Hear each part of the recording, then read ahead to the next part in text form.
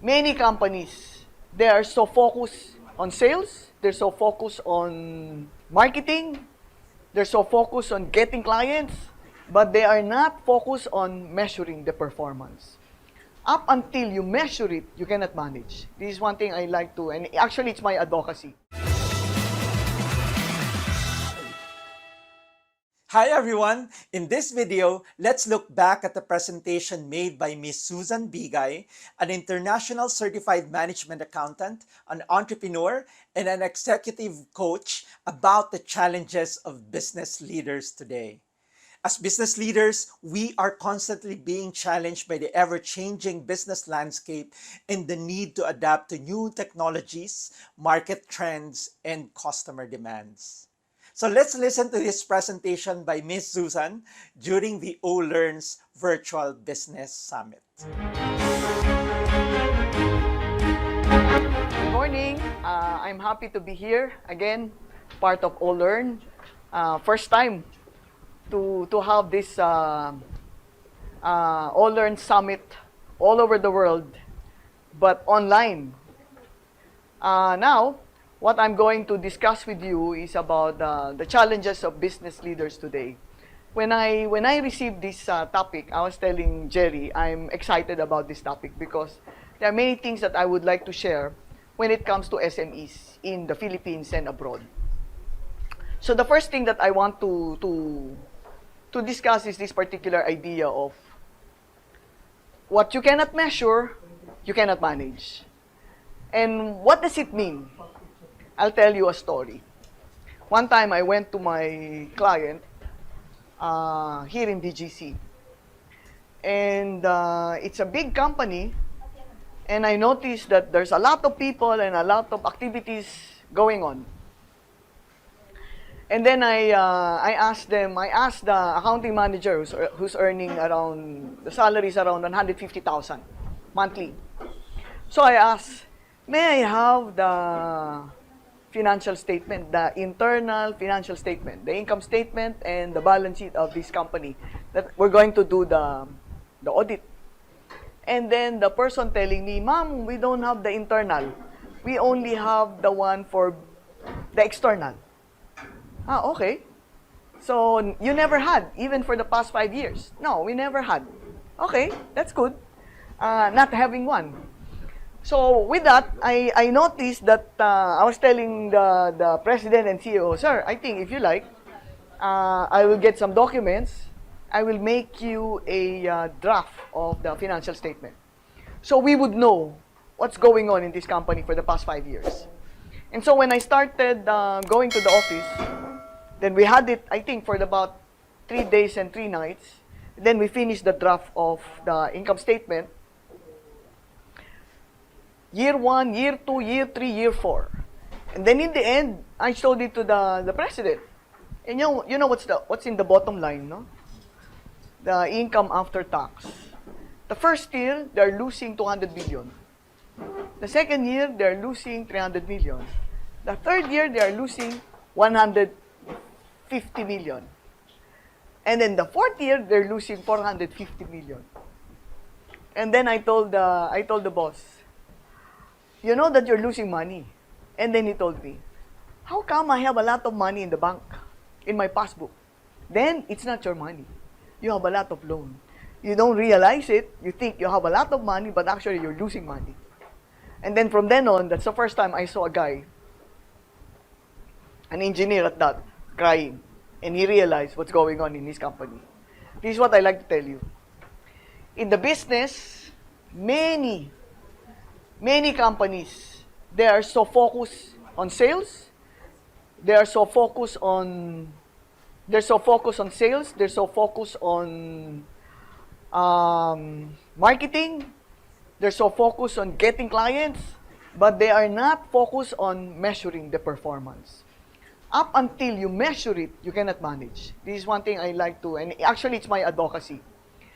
People should learn the urgency of, I go to my next slide, financial knowledge.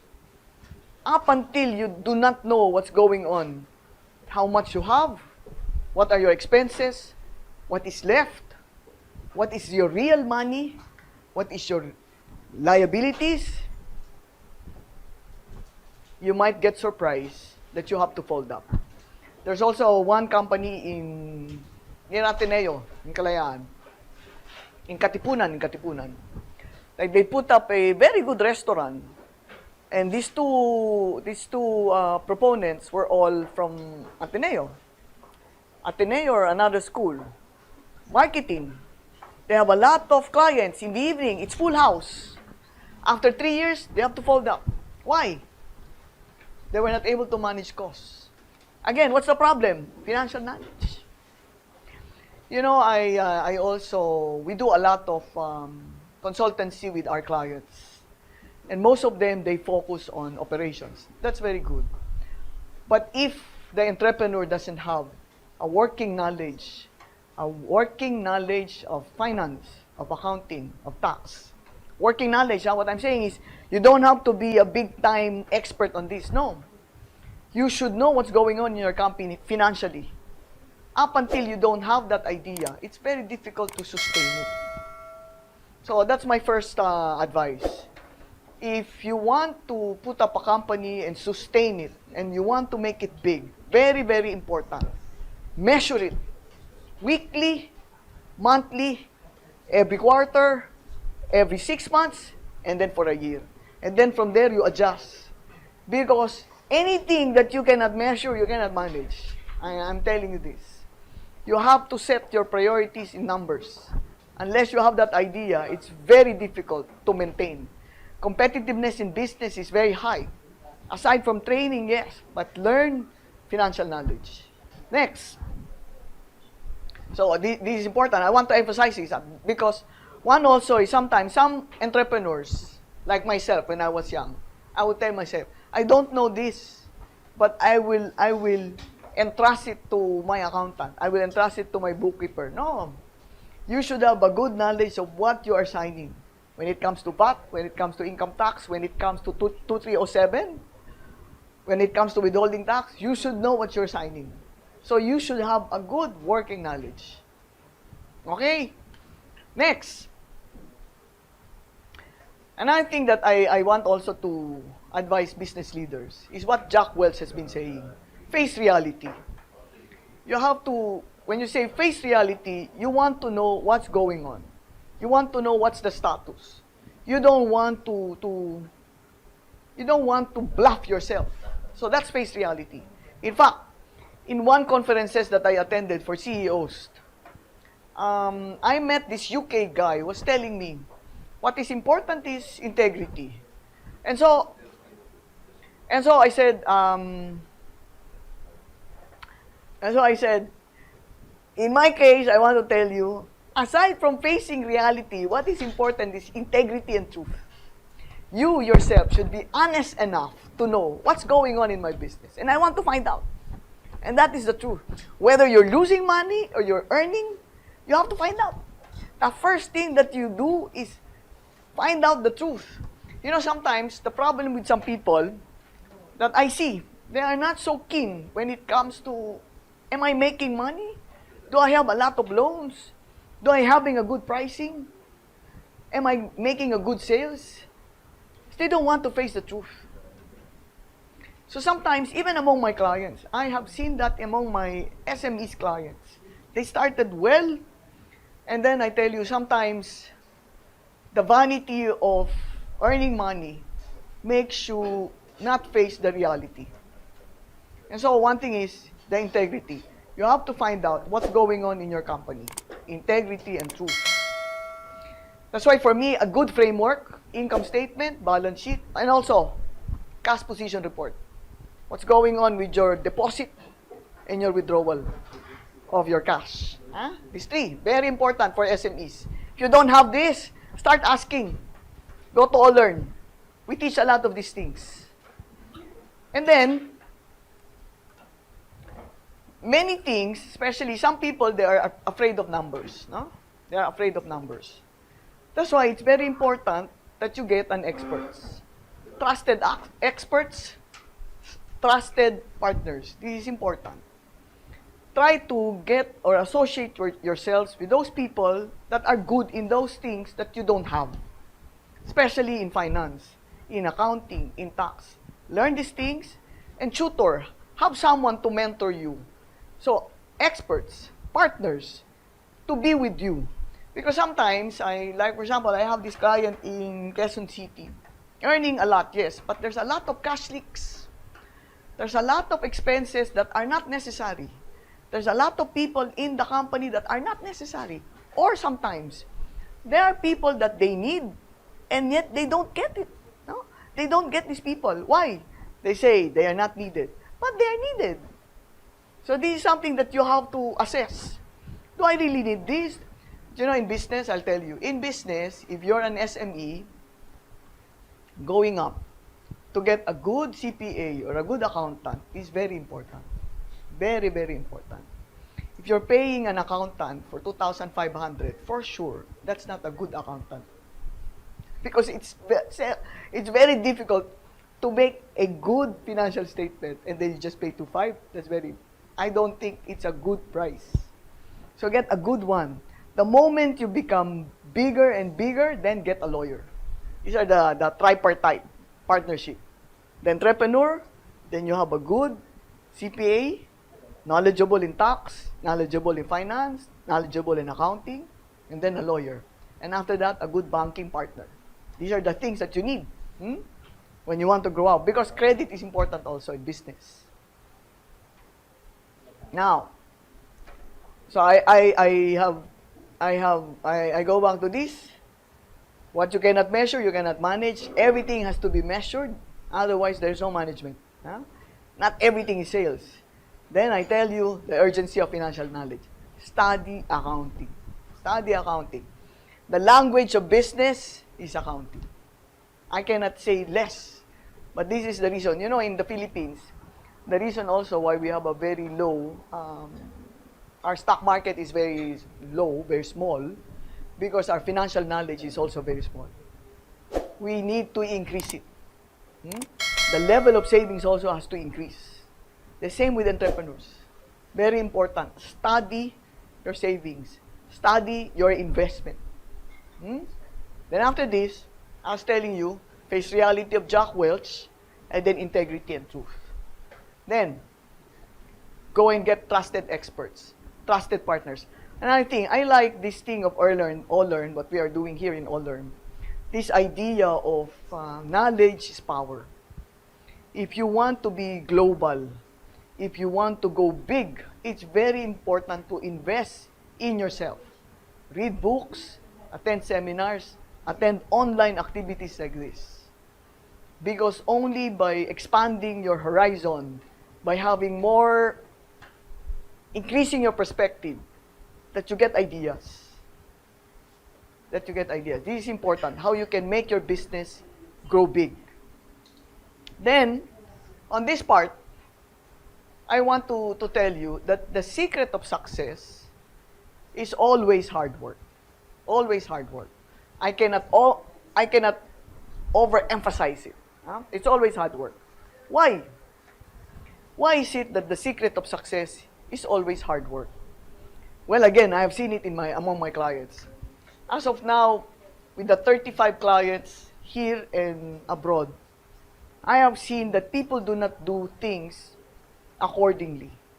Sometimes you want to take the easy way out.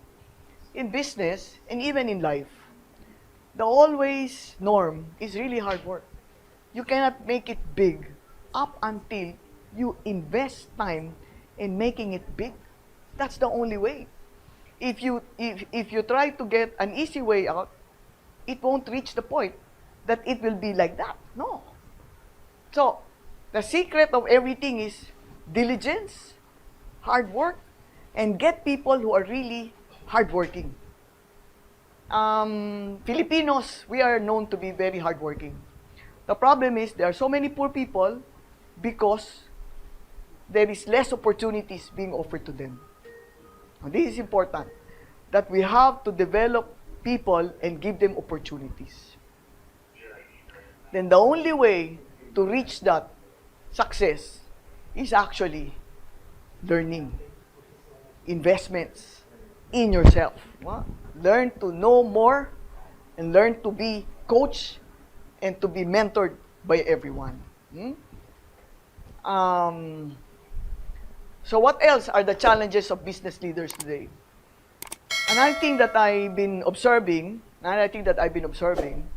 is this idea of global economy. In this global economy, you cannot just have a market, just the Philippines. It is also an idea to learn, to know other perspectives, especially in Asia.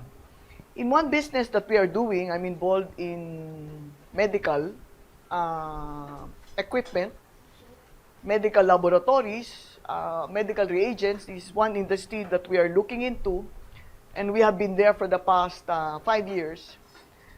There you will see that in the Philippines, we can develop machines or equipment that can be exported to other countries who are more or less, they believe when it comes to Filipinos. And what countries are those? Indonesia, Cambodia, Vietnam. These 3 countries. Start from these 3 countries. And then from there, develop equipment coming from the Philippines. In fact, I have been thinking of putting this pride. Iba ang Pinoy. Gawa ng Pinoy. Magaling ang Pinoy. These are the things. Think global. With the little things that we have, we can already export it in other countries. But we have to study the international trade, the international law, the international tax involved. But with the advent of online, as of now, with the advent of online, there is no tax available as of now. It's not yet taxed. So the best is developed market while it's still, so to speak, tax-free. While it's still like that. Developed market, develop contacts all over the world. That's the thing that we can do. And then, on this scenario, when we have a lot of contacts and we develop the market, that's the time also that it's very good. Make a global attendance when it comes to seminars, when it comes to learning.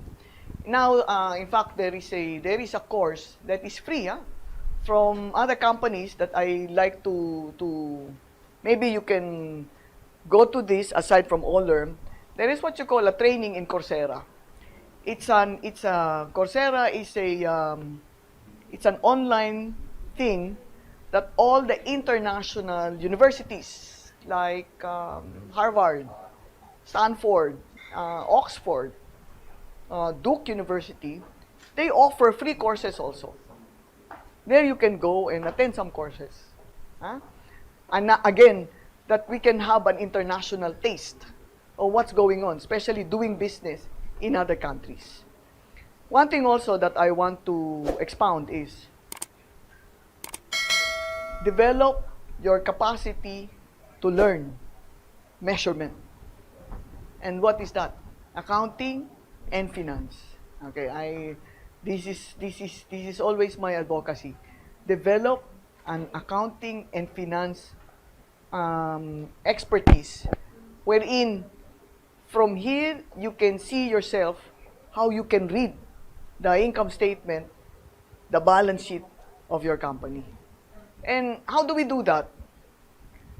One thing is maybe develop the bookkeeping part of your people. You can attend a simple seminar on this, that you have your sales, you have all your expenses, and then you have all your net income after all expenses. And then you study now how much will be your tax when it comes to the top, and how much is your tax when it comes to the one below. Some people, they ask me, is it true that in the Philippines, our taxes are what you call double taxation? Well, I can say is, it is true that taxes are double. One on top and one in the one below. However, all of this can be eliminated, so to speak, or it becomes irrelevant as long as you increase your competitive advantage. In the seminars that we give, or some of my clients that we talk about tax minimization, I always tell them, it is not true that you need to cheat your books in order to earn. No, it's not true. Here in the Philippines, you don't need to do the magic or to do some cooking of your books in order to earn. It's not true.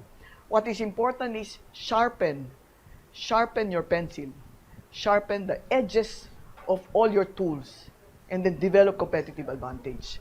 And how do you develop competitive advantage? Competence. And how do you develop competence? Experience. One is experience. Second is learning. Read books. Aside from these things, aside from attending seminars, aside from attending online seminars, one thing also is read books. I don't know, but I think you can also go to my website in Competitive Asia, also my Facebook. I recommend books. What are the books that entrepreneurs can read? It could be one book every month that can help you in your particular industry and also can help you when it comes to proper attitude in your work.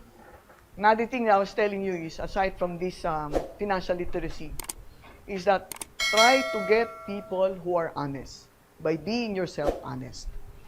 In one HR consultant who asked me, how can we limit the theft in one company?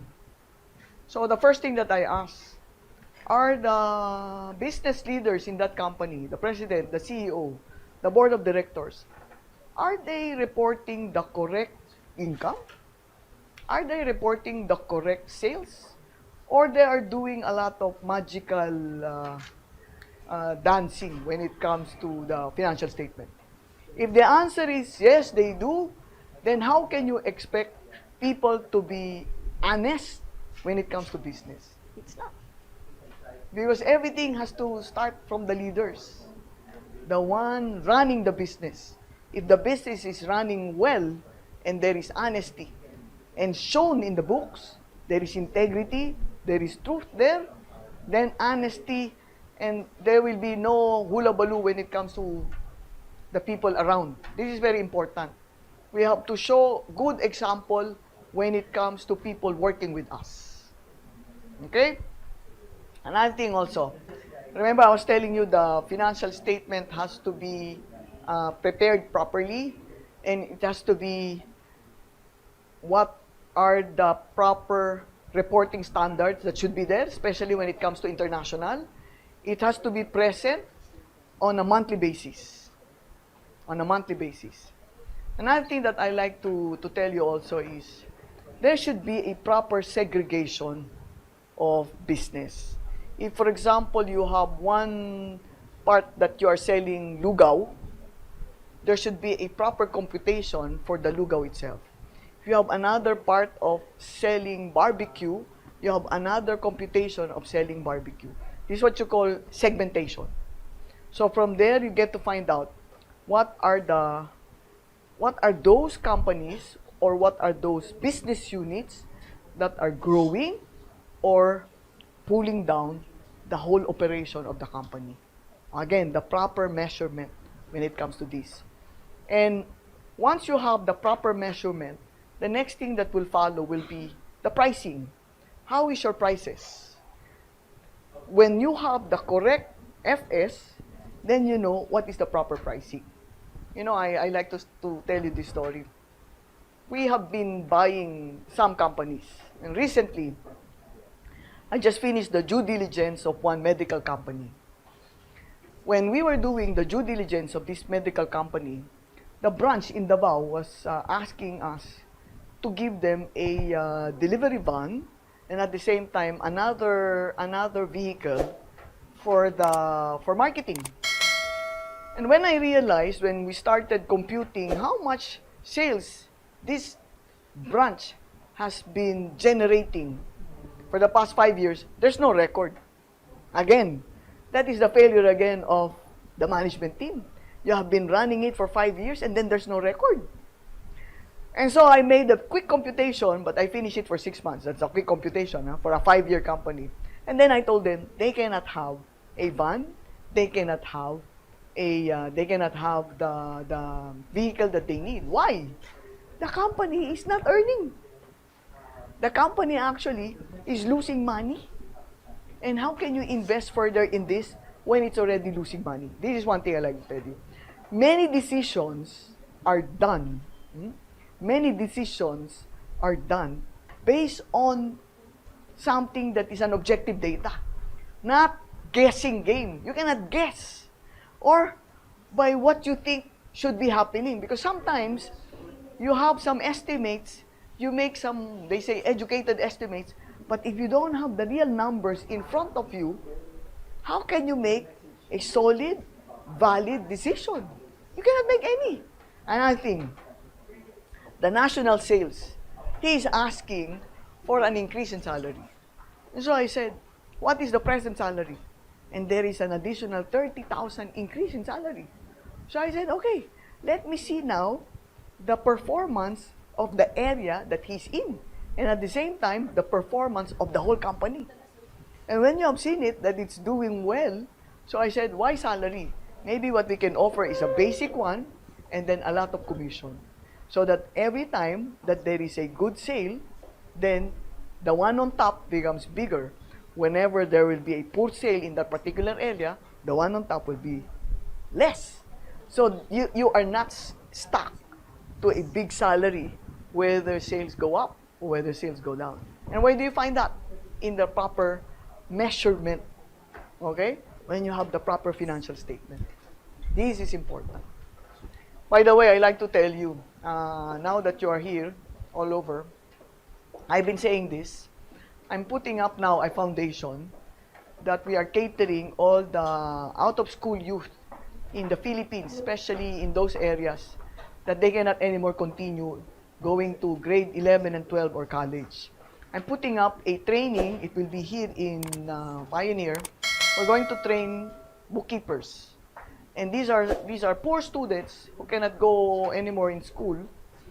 But I will train them how to become a good bookkeepers, how to compute payroll, how to compute tax. All free. They will be receiving 200 pesos allowance every day. These students, even the uniforms. The whole idea is equip them.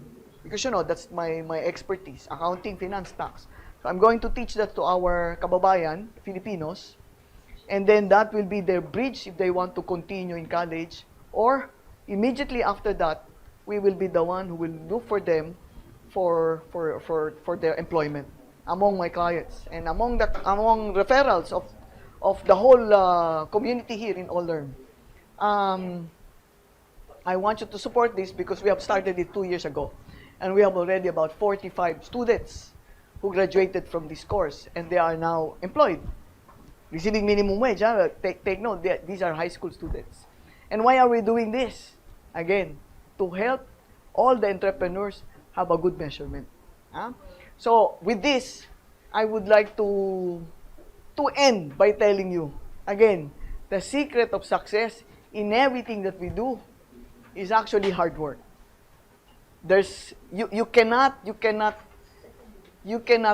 fake it. No? Hard work can never be fake it. You cannot. The only original thing is do it the proper way and really hard work. Success is really hard work. And I think that's it. I will see you again in the next summit. So I want to summarize it. One is you cannot manage what you cannot measure. So there should be a very good working knowledge of literacy, financial literacy. Then get mentors, get experts on those things that you don't know, especially in accounting and finance and tax. Third, hard work. This is important.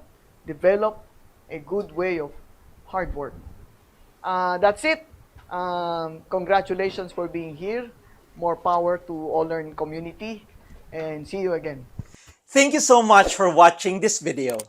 Please do subscribe to our channel to learn more tips and insights on how to grow your business.